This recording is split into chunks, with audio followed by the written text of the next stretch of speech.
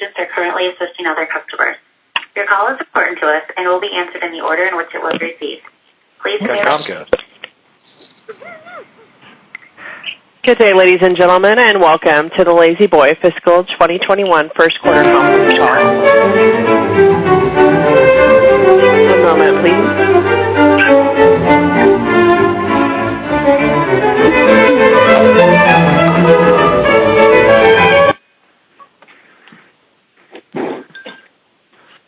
Please stand by.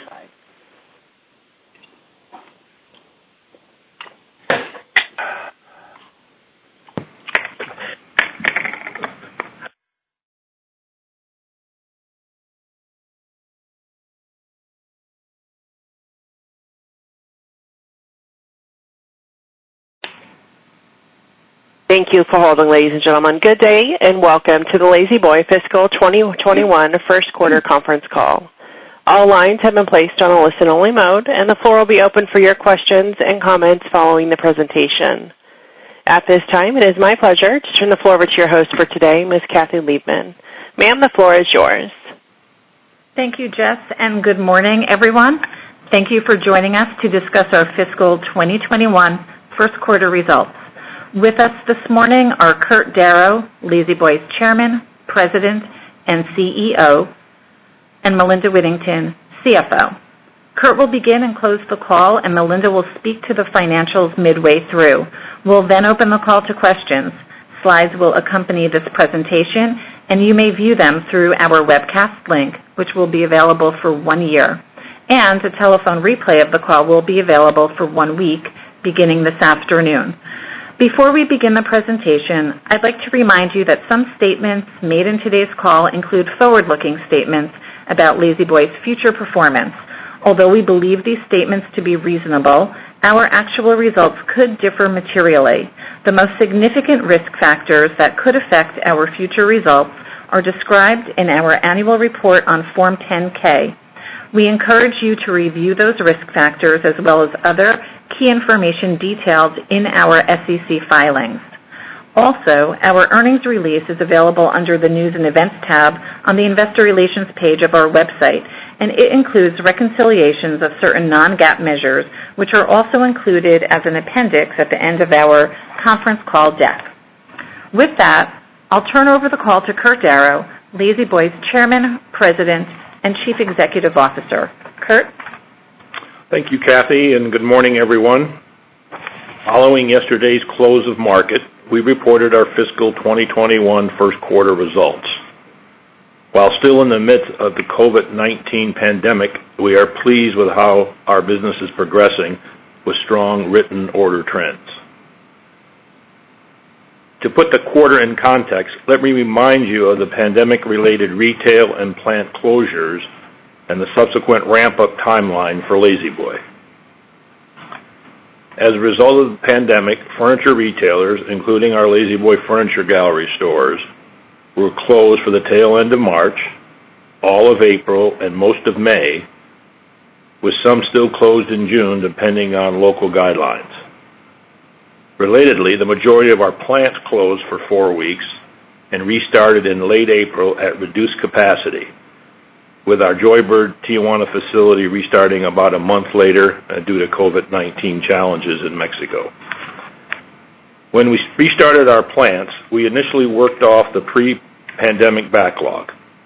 We then had to wait for order flow as our retailers opened throughout May and June, and in concert with that, we increased production accordingly. But because of the lag from order entry, the written sale, to building and delivering the product and recognize the delivered sale, we essentially lost the majority of the month of May in terms of delivered sales, as we expected when we commented last quarter. We have continued to increase our rate of production weekly and are now operating at about 90% of prior year levels, but our lag time is currently running at about double our normal rate given strong demand during the quarter and the challenge of hiring additional workers. The real good news is that our written order trends across the business are strong. For the entire La-Z-Boy Furniture Gallery network, which accounts for about half of our wholesale business, written same-store sales increased 14.8% in the first quarter. And to provide some additional perspective on the quarter, the cadence of written same-store sales by month was a decline of 13% in May and increases of 30% in June and 32% in July. So now it's a matter of catching up on moving higher than expected written orders through our production cycle to deliver sales revenue as we continue to increase production. Now, it's too early to tell for certain what's driving the strong written sales, whether it's pent-up demand, which will eventually tail off, or sector rotation with consumers shifting discretionary spending to their homes in an environment of no travel and limits on other leisure-related activity, or probably a bit of both.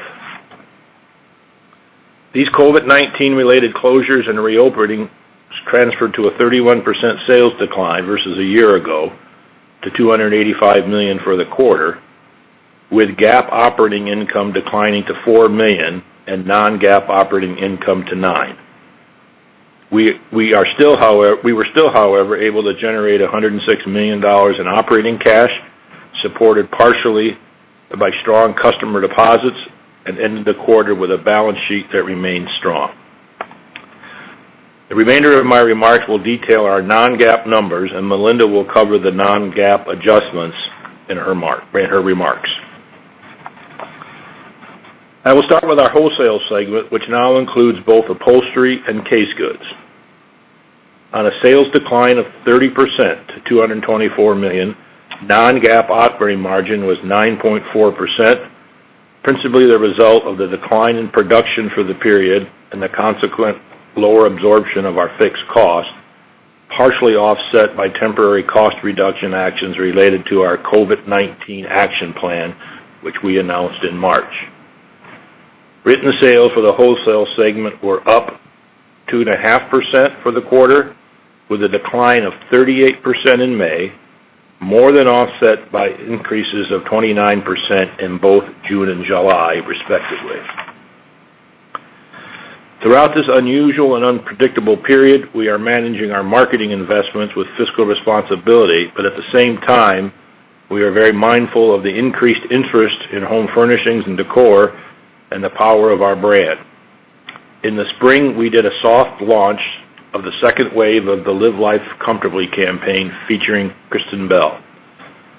This wave focuses on La-Z-Boy's design and customization capabilities, one of our brand pillars, and we are planning for the TV spots to be more frequent rotation beginning this month as we move into what is typically the stronger fall selling season. Additionally, we continue to invest in virtual capabilities as we increase our focus on offering consumers an omni-channel experience and providing seamless integration between our website and our stores. From a product perspective, our modulars, sectionals, and our wireless hand remote option on our power products continue to be in high demand. On the manufacturing side, we continue to hire and train people to meet the unexpected demand surge while following all COVID-related safety protocols. Now let me turn to the retail segment. Written same-store sales for the company-owned stores increased 11% for the quarter, even with the majority of stores closed for the month of May and some still closed in June. Again, for perspective on how the quarter played out, by month, written same-store sales for the company-owned stores were down 26% in May, but up 29% and 37% in June and July, respectively.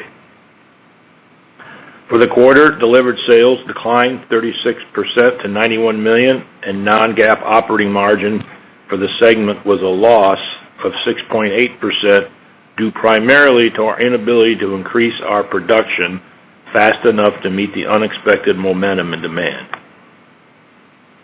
As we've discussed over the last several quarters, our retail business has become a core competency for the company and has been performing at a very high level, greatly contributing to the value of the La-Z-Boy enterprise. The first quarter loss was an anomaly given the dynamic of store closures and the impact of the written and delayed delivered sales. Encouragingly, on the temporary decline in traffic, we saw conversion and average ticket improvement as consumers used our website to conduct research before shopping in our stores, and our store teams continued to execute at a very high level to close sales. Additionally, we were pleased to see positive traffic trends in July after declines in May and June. In this environment, we are deploying new ways to engage with our store guests and enable safe and healthy shopping experiences. These range from the ability to book personal shopping appointments, mask wearing by all team members, and store capacity management with a queuing system depending on local condition, ordinance, and needs. Feedback has been very positive from our store teams and customers in terms of creating a safe place to shop. I'll now spend a few minutes on Joybird. For the quarter, Joybird sales reported in corporate and other declined 22% to $13.4 million. However, written sales increased 38%, with deliveries expected to catch up in the later part of the second quarter and into the third, due to the Joybird plant not fully reopening until June due to COVID-19. Balancing sales growth with bottom-line performance, Joybird reduced its quarterly operating loss on a year-over-year and sequential basis. We expect quarter two delivered revenue rate to be restored to more normal levels, but anticipate it will continue to lag the strong written demand due to the short-term labor constraints. I'll now turn things over to Melinda. Thank you, Kurt, and good morning, everyone. As always, let me remind you that we present our results on both a GAAP and non-GAAP basis, as we believe the non-GAAP presentation better reflects underlying operating trends.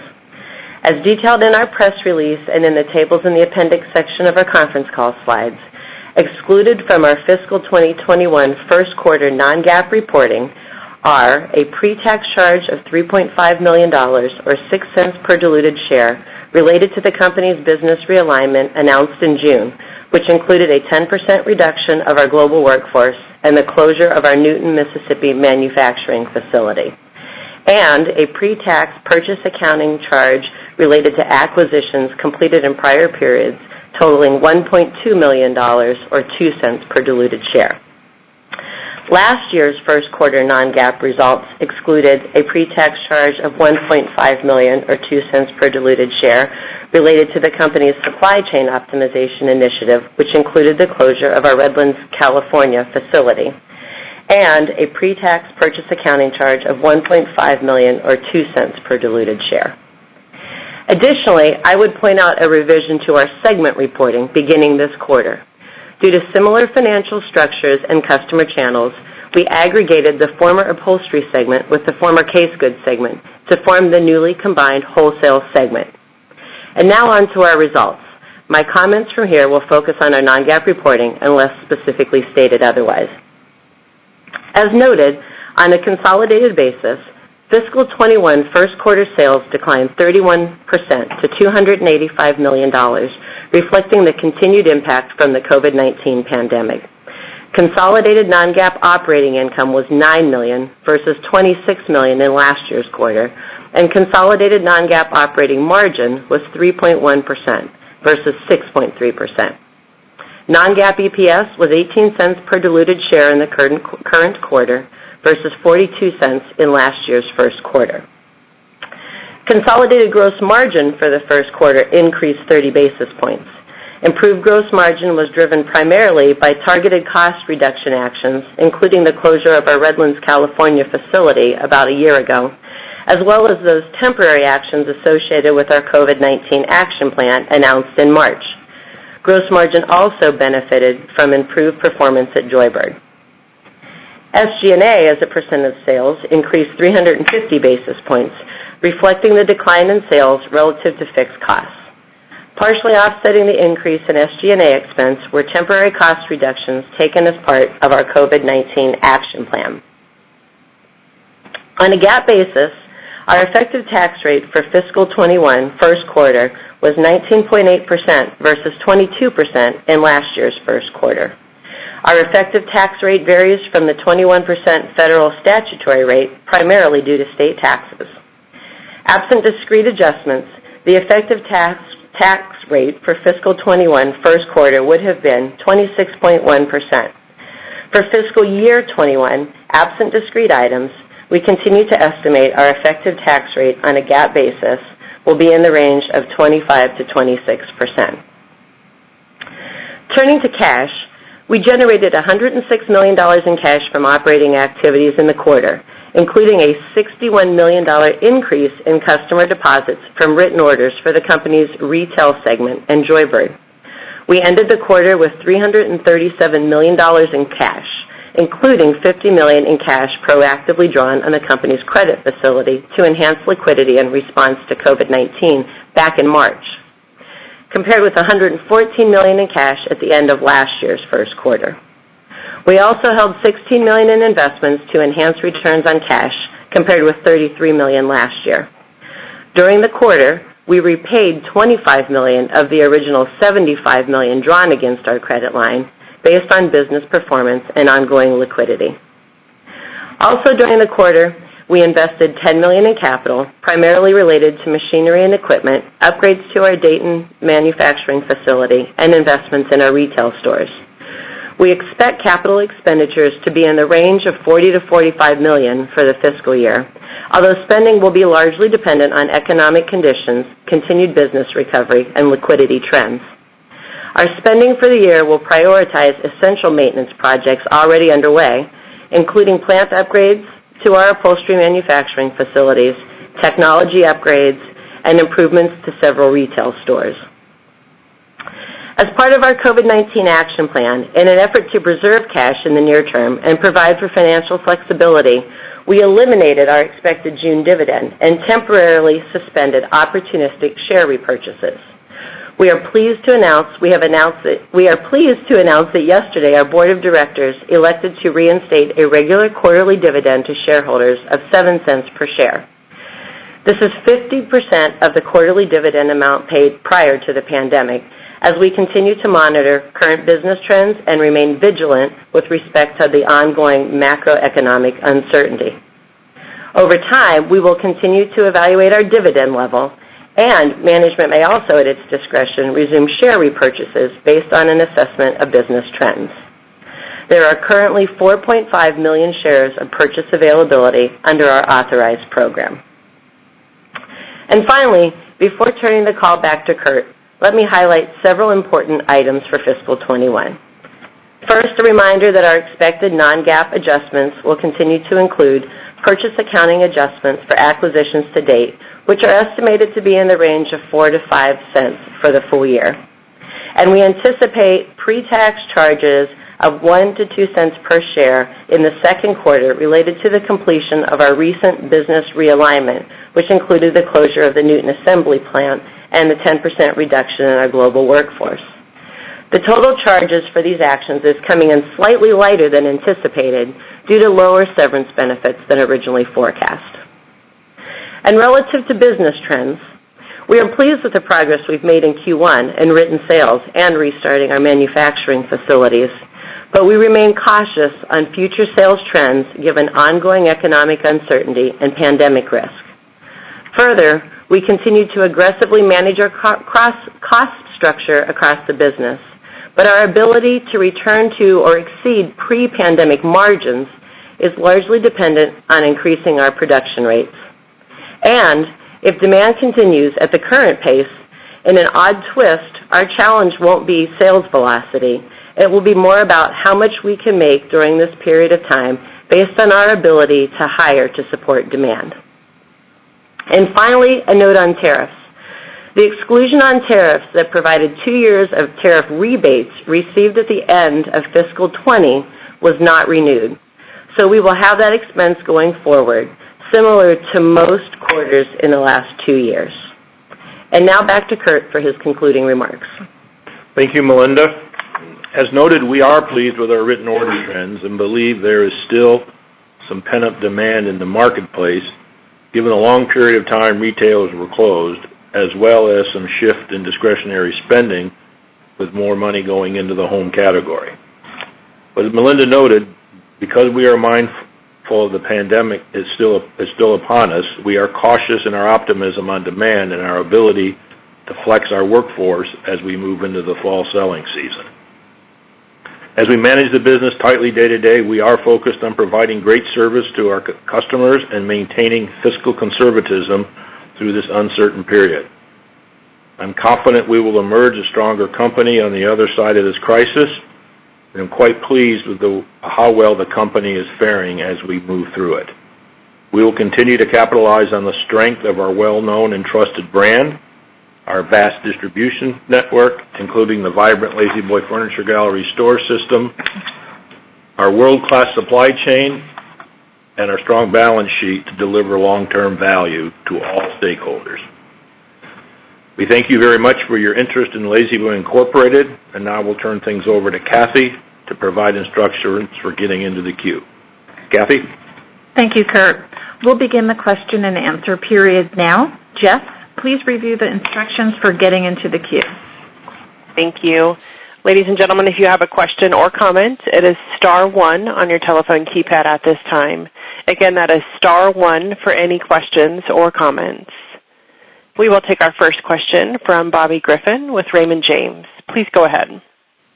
Good morning, everybody. Thank you for taking my questions, and I hope everybody's staying safe and healthy. Good morning, Bobby. Morning. So, Kurt, Melinda, first, I guess I wanted to talk about capacity and just making sure we understand it correctly. Is the issue of getting back to 100% from, call it the 90% that you ended the quarter with, mostly on labor? Or is there some raw material shortages or anything else that's happening inside the capacity, inside the manufacturing facilities that is limited getting back towards 100%? Bobby, it's primarily labor. We have not had any meaningful hiccups in raw materials or supplies, and you have to think about May was not that long ago, and we furloughed a lot of people, and they came back enthusiastically. But unlike a retail store where you just turn the key and sales start coming in, you don't go from 1 to 60 miles an hour when you restart up plants. So everybody is coming back. There are some, issues with the enhanced unemployment benefits and things of that nature. But our constraint now as we ramp up, and we've been working a lot of overtime. But our constraint is just making sure we can find people that we can train and bring into our system. And to continue to increase our production at all three of our facilities. There's also just realities, Bobby, of keeping people safe in the middle of COVID-19. So, keeping folks appropriately socially distanced if someone has been exposed outside, making sure that we're doing the appropriate contact tracing, keeping people home. So, given our focus on safety for our employees throughout this, there are just some realities from time to time on how many folks you can have working as well. And that, Melinda, will probably limit the throughput in this environment, even when you get the labor back. Is that correct? To some extent. We've managed our team has done a fantastic job to date, and we've had fairly limited impact, but just with the realities of what you need to do. If someone comes in and they feel they've been exposed, to be able to keep the others safe, the number of people you're sending home, you do have a bit of a limiter that will go on until we have this pandemic solved. But Bobby, I would add too that this is not solely a La-Z-Boy problem. This is a wide range industry problem. The demand after things reopen exceeded everyone's expectation, and everybody that I know in the industry is working real hard to catch up with the demand. The lead times are out for everyone, and if you do import a lot of product, it's probably even worse. So this is not unique to us, but we're glad we have the challenge, and we're going to do our best to meet it over time. That makes sense. Yeah, I agree, Kurt. I think the demand surprised all of us on our side of the street as well, how quickly it came back. When you look at there are lead worse times, problems to have, though. yeah, high class problems, I guess to say. When you look at lead times, are they? Remind me. I'm trying to think back in my mind from when things are more normal. Are they normally call it the 6 to 8 week range, and we're now kind of in the 12, 13 week range, or kind of help us frame that up where we can think about the potential of delivering June and July strong order growth in 2Q, or whether or not that order growth will have to shift a little bit into 3Q? Good question. So our lead times are a little different by upholstery group. England's a little different, and Lazy Boy and Joybird's a little different. But essentially, at Lazy Boy, we were able to deliver most everything in 4 to 5 weeks. And we worked real hard at delivering custom orders quickly. It's one of our strategic advantages. And right now, Bobby, that is stretched out to 8 to 10 weeks. So it's nearly double of what we were used to doing. And the order trends are continuing in August to mirror what we see in July. So we will have an extended backlog for some time. Okay, but on the positive side, we are making more units every single week.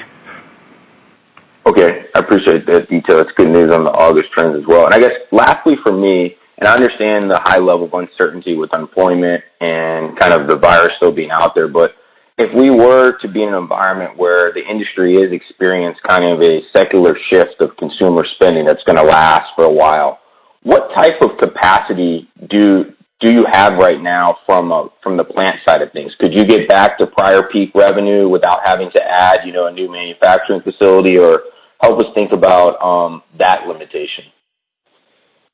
Bobby, our issue isn't space or facility. Our issue is people. So that's always been the case. The square footage we're fine on, and that's why we continue to get more efficient, and even how we think about square footage of plants. But it's really about labor, and then making sure those plants are in the right places to efficiently service consumers from a transportation standpoint. Okay, very helpful. I appreciate all the details. Congrats again on managing a very difficult quarter. Thank you. Thank you. We'll move next to Brad Thomas at KeyBanc Capital Markets. Please go ahead. Hi, good morning, everybody. Congrats on the momentum in the business and strong execution here during a difficult time. I wanted to just follow up on some of Bobby's questions about how to think about, the production. I think the way you characterized it was that you're operating at about 90% of prior year levels. That basically mean that the demand level that you're able to meet would be what you did in sales last year, but only 90% of that. So you right now are run rating still with revenues down 10% year over year. Is that the right way to think about it? And how do you expect capacity to improve in the months ahead as you try to find more productive, qualified people to hire? Directionally, yes, you're right, but I'd put a couple of different pieces. It just speaks to the fluidity of the situation. We're at 90% today. 2 weeks ago, we were less than that. 2 weeks from now, we'll be better than that as we continue to focus on hiring and efficiencies there. And as I noted earlier, there's always sort of the question mark on the impact of COVID on any given week. But in general, that trajectory is moving up. You're right. We did say as of today we're at about 90% of a year ago. The other thing is I would point out is that's a ballpark number for our Lazy Boy, branded manufacturing business. And there's obviously some play on how much of that is going to our own retail division, how much of that is coming through. We've also got the case goods business, our England business. So those are rough ballparks, but to give you a sense of how we're ramping up and where we stand on throughput as of today. And how to think about the future, with demand, as long as demand is staying high, we'll continue to try to increase that throughput and increase hiring. But there are both our own internal factors, and then there are the macro factors that we're working against. That's helpful, Melinda. And so as we try and triangulate this to our forecast, I know you all don't provide guidance, but would it be reasonable for us then to infer that, the month of August may have GAAP revenues being down somewhere in the neighborhood of 10%, just given what's happening with productivity and production here today? No, I don't want to handicap any one month, Brad, but, it's obviously our plan, and we're not that far away again, with no COVID outbreak and our ability to continue to hire. We plan to get above last year's production levels at some time in the fall. Now, that's a prediction. That takes a lot of things to go on, but we're not going to stay at this 90% level for the balance of the year. We're continuing to make progress, and our people are working incredibly hard. They're working overtime. We're doing everything we can to meet the demand, but it's going to take a while before we get to that level, and so it's hard to handicap just how much improvement we make month to month, given all the other circumstances that are involved in that equation.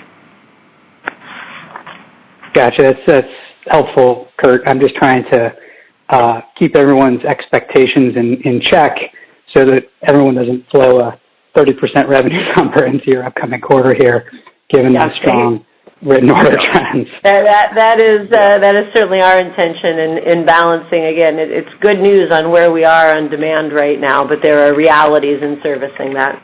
Yeah, all the written orders won't be delivered tomorrow. Right. So one last one from me, if I could. I know you don't have all the answers in terms of, how much of the strong trends are pent-up demand and how sustainable might they be.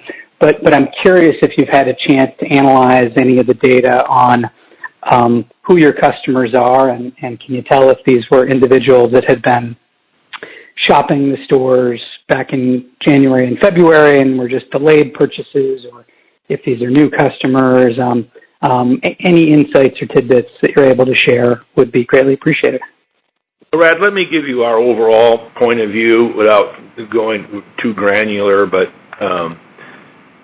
without the ability to travel, to go on vacations, to go out to eat, go to sporting events, all those things, there's been a shift on where the discretionary money is going, and you can see by the results of Home Depot and other people, one of the big shifts has been to the home.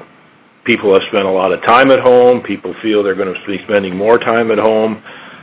They want to reinvest, and so we believe the main driver of this is sector rotation, and that probably until there's some light at the end of the tunnel about some medical cures or medicine to help with this pandemic, I think the demand will probably stay at a decent level, but the industry never thought that we would bounce back after closures to this level, and we always have to remind everybody we're at these levels in what is the slower part of the year, the summer, historically, seasonality in the industry. So nobody was prepared for it. Nobody could have taken the risk to keep everybody working and all the inventory that it would take. But everybody's climbing out of it. Everybody's improving. But I do think the home category, not just furniture, but you look at paint sales, you look at all this other stuff, right now it's a category that's capturing a higher percentage of discretionary income. And I think, no doubt, I mean, there you have some level of people couldn't shop for a month or two, and we saw a lot of evidence of folks spending time on our website and researching while they couldn't be in store. Higher buying, this was even during April, higher orders placed online, but probably more so when they walked into our store, they were ready to buy. So there's definitely some level of pent-up demand from that near-term closure. The other piece that probably gets to your question also is, is there some level of share gain? And it's really too early to tell that, but we do know, early consumer data broadly, not specific to Lazy Boy, but that indicates that the consumer right now in a very uncertain time is indexing back to safety, to brands they trust, to the familiar. And so between that, our high-quality product, and our Kristen Bell campaign, we are hopeful that we will see some share gain over time, but it's really too early to tell if any of this has to do with that. Really helpful. Thank you both so much. Thank you, Brad. We'll go next to Anthony Lebedinsky at Sidoti & Company. Please go ahead. Good morning, everyone. Thank you for taking the questions, and I hope everyone is well and healthy. Just wanted to follow up a couple of things. I think, Kurt, you mentioned that conversion was up in the quarter as well as average ticket. Can you help us get a better understanding of the level of improvements there? We don't share that data, but it, given people's desire to improve their home and all, the conversion was higher than normal, and on the traffic side, our traffic was good, but it didn't beat the previous year until July. So we were doing, in June, I forget, 27% more business with less traffic.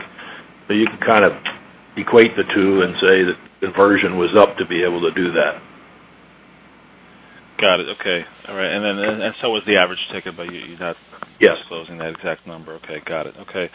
All right. That's fine. And so, as far as the challenge of hiring additional people, I mean, do you think you'll have to pay more, incentivize people to come back? Like, how do you overcome that challenge to get to 100% capacity or close to capacity?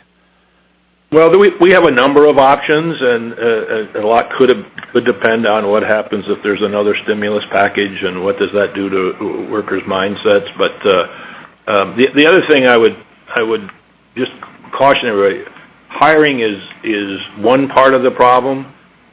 Getting them efficient, getting them up to be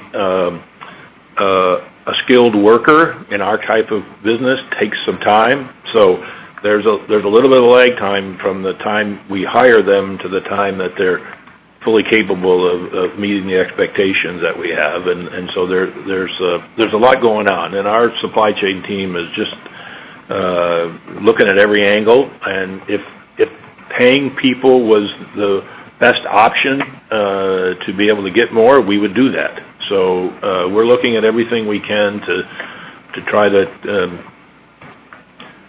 get this backlog down over time. And every week we make a little more than the previous week, but our order flow hasn't slowed down. So the problem is not decreasing. The good problem is not decreasing. Sure. Okay.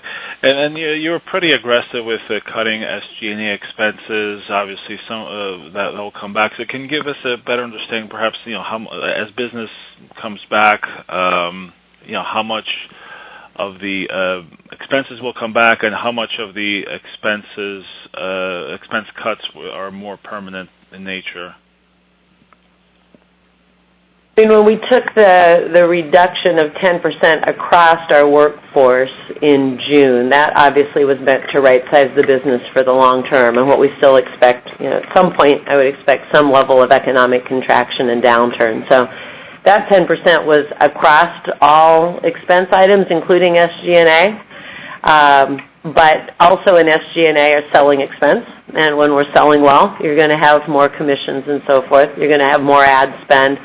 So, there's a lot of moving pieces within that. So certainly our 10% headcount reduction was intended to be a longer-lasting item, but majority of our other expenses are going to grow with a growing business over time proportionally. Got it. All right. Well, thank you and best of luck. Thank you, Anthony. Thank you. Once again, ladies and gentlemen, it was *1 if you had a question or comment. We will go next to Reuben Garner at the Benchmark Company. Please go ahead. Thank you. Good morning, everybody. Good morning, Reuben.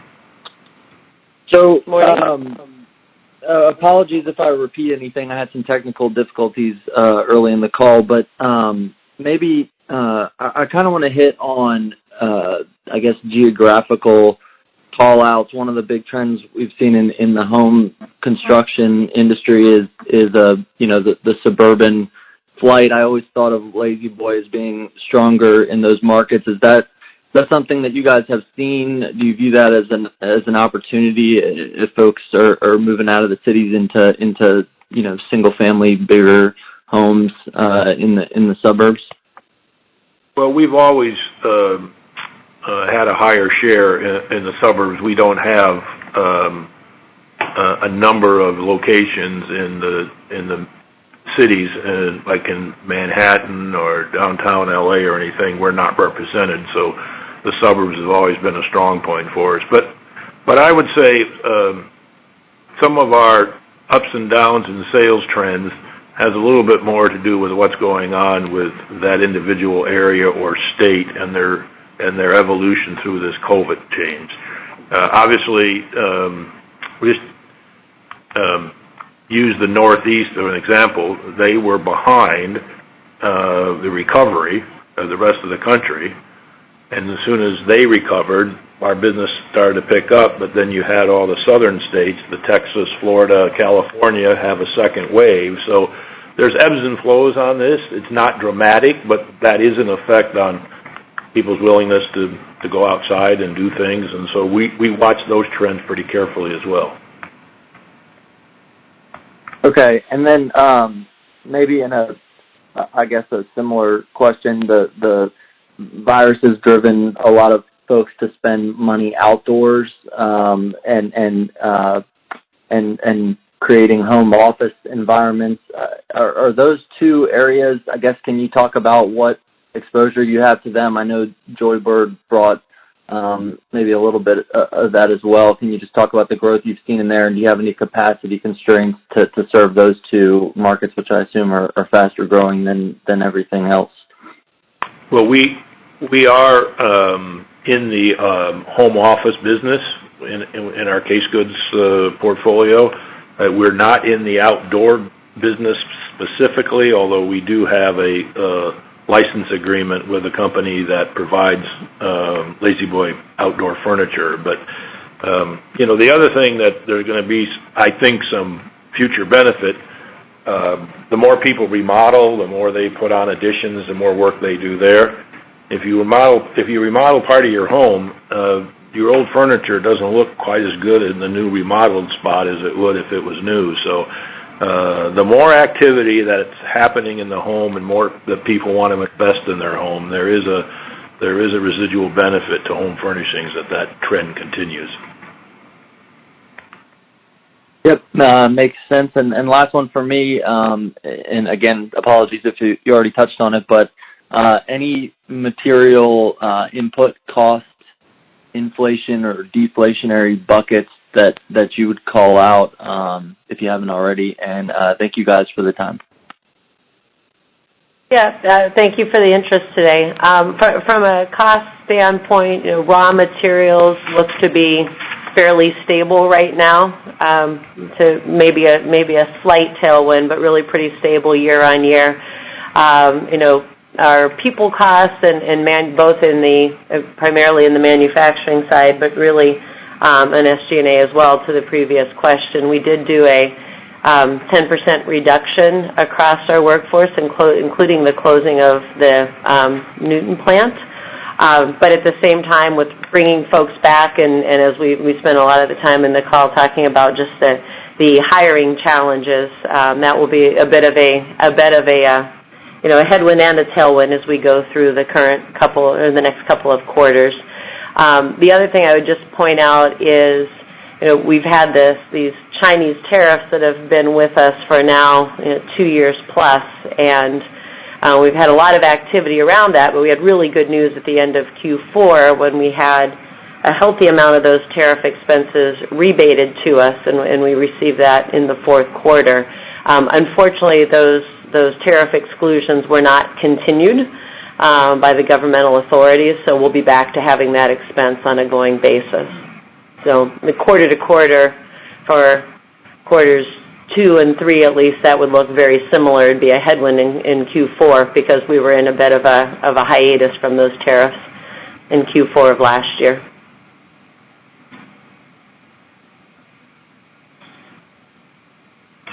Thanks again, and stay safe, everybody. Thank you. And with no other questions holding, I will now turn the conference back to management for any additional or closing comments. Thank you very much for joining our call today. If you have any follow-up, please be in touch. Have a great day. Bye-bye. Thank you. Ladies and gentlemen, that will conclude today's call. We thank you for your participation. You may disconnect at this time, and have a great day.